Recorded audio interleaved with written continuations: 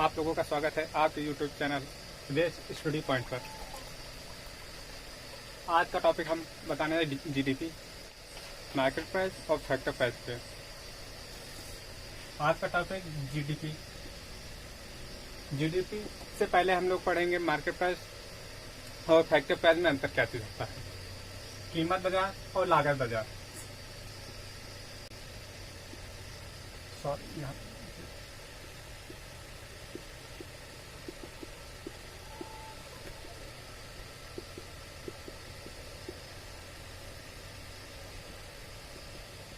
Market price MP, लागत दर factor price FC. इसमें अंतर देखते हैं क्या चीज होता है। मार्केट प्राइस और लागत प्राइस। लागत प्राइस मान लीजिए ये मार्कर है। मार्कर के निर्माण करने के लिए हम लोग सबसे पहले क्या करेंगे, भूमि लेंगे। भूमि का हम लोग टैक्स देंगे, लगान सरकार को देंगे।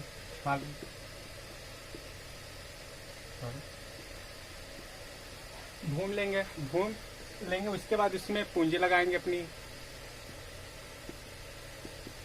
पूंजी लगाएंगे तो उसका भी ब्याज पड़ेगा हमको। अब यहाँ पे श्रम, हम तो मजदूर भी लगाएंगे तो उनको मजदूरी देनी पड़ेगी। और उद्यमी जो होगा उसको भी तो लाभ चाहिए, यहाँ पर लाभ हो गया। अब उसकी देखते हैं कुल हमारी लागत कितनी आई है। कुल लागत मान लीजिए हमने भूमि लगान दी है 200 रुपये मान लेते हैं, हमें ब्याज भी होगा 100 रुपये, मजदूरी मान लेते 300 रुपये हो गई, और लाभ उद्यमी को भी लाभ कुछ चाहिए, मान लेते 100 रुपये, इसको भी मान लेते हैं। अब देखते हैं इस मार्केट की प्राइस कितनी लागत आ गई है, 200, 300, 600, 700। कुल इसकी लागत 700 रुपये आ गई है। इसकी लागत प्राइस इतनी आ गई है। अब यही मार्कर ये हमारा कहाँ पे मार्केट में आ रहा है, मार्केट प्राइस इसकी कितनी हो जाएगी। लागत प्राइस, इसको लगान तो देना ही पड़ेगा हमको सरकार को। पूंजी में ब्याज तो पड़ेगा ही हमको। यहाँ पर श्रम, मजदूर को भी हम लोग मजदूरी तो देंगे ही, और यहाँ पर उद्यमी को लाभ भी तो चाहिए ही। उसके साथ ही सरकार अब हमारा क्या करती है, इसके बाजार मूल्य कीमत कितनी हो जाएगी। सरकार अब क्या करेगी, इन पर सरकार हमारा क्या लगा देगी, अप्रत्यक्ष कर लगा देगी, इनडायरेक्ट टैक्स कर लगा देती कंपनी पे। उसके साथ ही सरकार कुछ में छूट भी दे देती है, आर्थिक सहायता।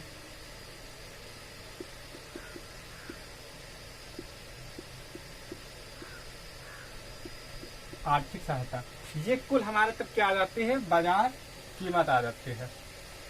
इसको हम क्या कहते हैं, निवल अप्रत्यक्ष का कहते हैं। फार्मूला ये होता है, निवल का मतलब होता है शुद्ध। इसका मतलब क्या होता है, शुद्ध।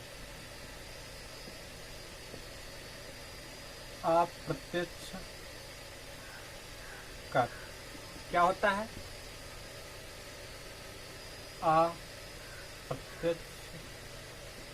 कर माइनस आर्थिक सहायता। ये हमारा फार्मूला उसका होता है, निवल अप्रत्यक्ष कर का। कीमत बाजार और लागत बाजार में अंतर ये होता है। इसकी लागत बाजार की हमारी कितनी आई थी, 700। अब हमारे यहाँ पर सरकार हमारी क्या टैक्स लगाएगी, कुछ आर्थिक सहायता देगी, जो इसका डिफरेंट होता है वो हमारे बाजार कीमत आ जाती है। Okay friends,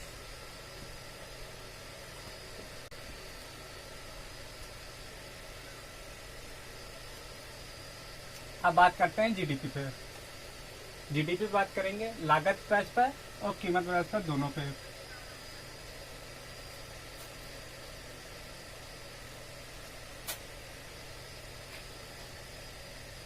GDP gross domestic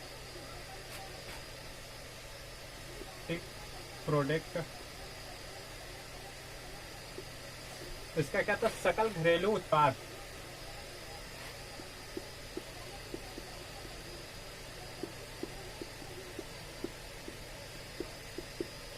सकल घरेलू उत्पाद। हम सबसे पहले देखते हैं कीमत बाजार पर, जीडीपी।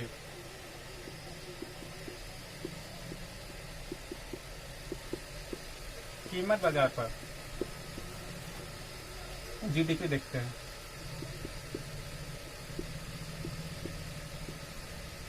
GDP at MP.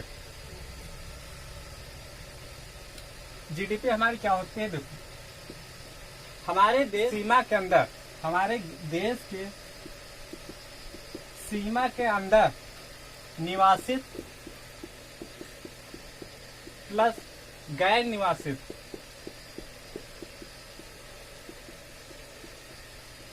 निवासित तथा गैर निवासित द्वारा कुल वस्तुओं का अंतिम मूल्य हमारा क्या कहलाता है? अंतिम मूल्य क्या? जीडीपी कहलाता है।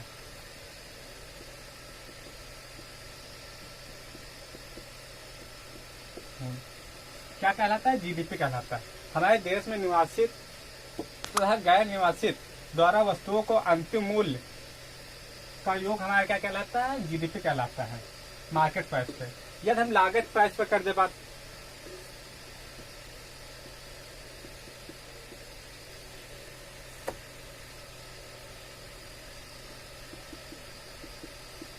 लागत प्राइस पर कर दे,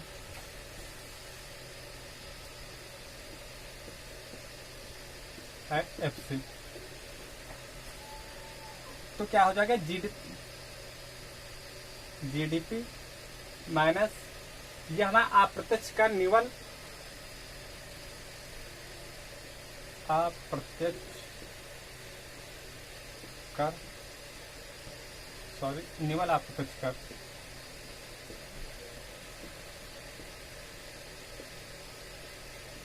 कर माइनस कर दे। ये हमारा फार्मूला होता है। निवल अप्रत्यक्ष कर अभी हमने बताया था, इसका फार्मूला क्या चीज होता है?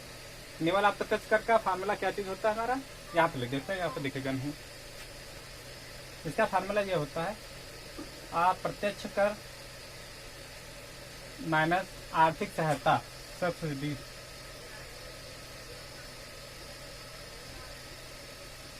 आर्थिक सहायता, ये हमारा इसका निवल अप्रत्यक्ष कर का फार्मूला होता है। जीडीपी क्या होती है? हमारे देश के सीमा के अंदर निवासित तथा गैर निवासित द्वारा कुल वस्तुओं का अंतिम मूल्यों का योग हमारा क्या कहलाता है? जीडीपी कहलाता है। जीडीपी क्या होता है? Gross domestic product.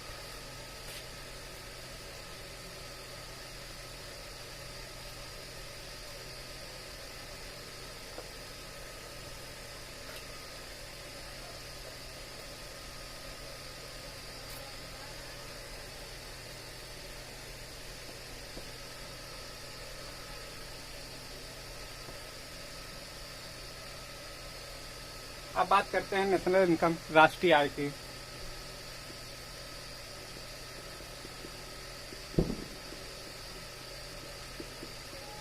राष्ट्रीय आय, नेशनल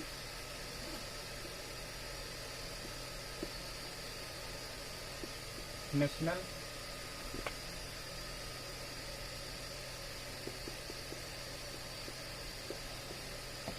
नेशनल इनकम, राष्ट्रीय आय।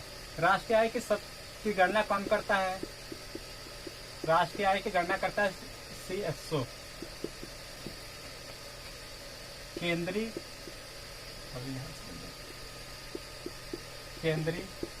सांख्यिकी संगठन।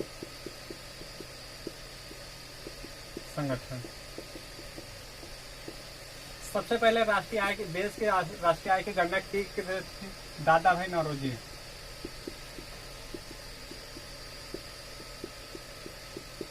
दादा भाई नौरोजी ने सबसे पहले देश के राष्ट्रीय आय की गणना की थी। राष्ट्रीय आय की प्रति व्यक्ति आय बताया कितना था दादा भाई नौरोजी ने? 20 रुपये प्रति व्यक्ति आय, PCI, per capita income, PCI per capita income, मतलब प्रति व्यक्ति आय 20 रुपये बताया था दादा भाई नौरोजी ने। और कुछ मुखार शास्त्री देख लेते हैं। यहाँ पर प्रति व्यक्ति आय बताई कितनी थी? देखना, नंबर 1 दादा भाई नौरोजी,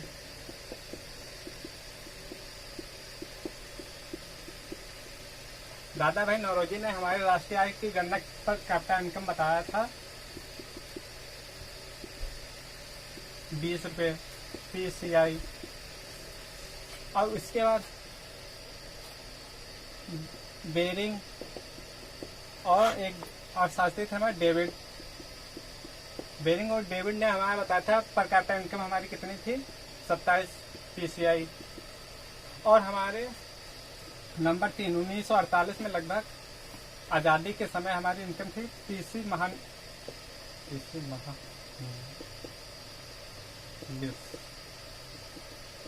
महानोवेलिस्ट थे कितने 1948 में। उन्होंने बताया था कि हम प्रति व्यक्ति आय हमारी थी 246 रुपये 90 पैसे। ये हमारे क्या PCI थे। लगभग हमारा कितना था 247 रुपये लगभग। ये हमारे क्या राष्ट्रीय आय लगभग कितने थे। ये क्वेश्चन सभी पूछे गए हैं वे हैं।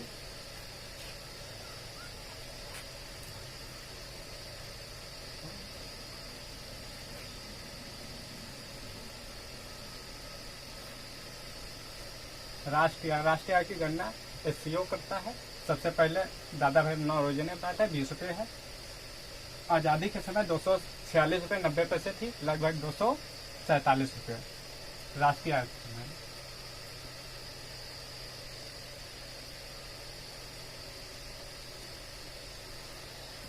आज की क्लास यहीं पे समाप्त करते हैं। कल का टॉपिक अगला टॉपिक रहेगा हमारा मुद्रा रहेगा टॉपिक अगले लेक्चर।